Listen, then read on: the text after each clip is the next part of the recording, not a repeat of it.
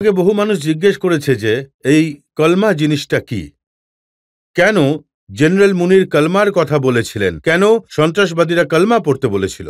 এটা জেনারেল মুনিরকেই জিজ্ঞেস করুন যে এই কালমা মানে এটা সত্যি যে সত্যি কালমা পড়া হয়, কিন্তু এই কালমা যেভাবে করে পড়া হয় সেটা কোরআনে কোথাও নেই।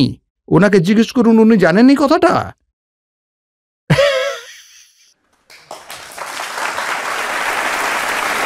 যেভাবে এটা পড়া হয় সেটা ওইভাবে কোরআনে লেখাই নেই।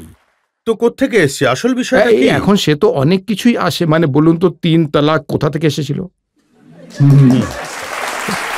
যেমন সব ইসলামীরা বলতেন, মানে এইভাবে ভেঙে চুরে মুচড়ে দিয়েছে এরা। আমি তো বলি যে এদের একটু লজ্জা পাওয়া উচিত। এক ফোঁটাও লজ্জা নেই এদের। আর কোরআন এটার ভবিষ্যবাণী করেছিল। কোরআন এটা বলেছে যে সেই ব্যক্তিগুলো মানে তাদের যেন কোনোদিনও ভালো না হয় যারা নিজের হাতে বই লেখেন, ঠিক আছে?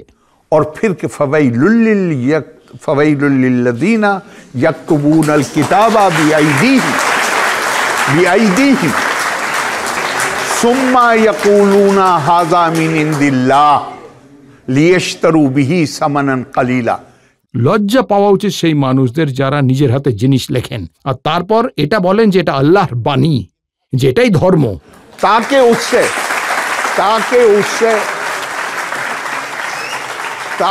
उससे लियश्तरू बिही समनन कलीला, যাতে সেই বিষয়টার ফায়দা পুরো পৃথিবী লুটতে পারে।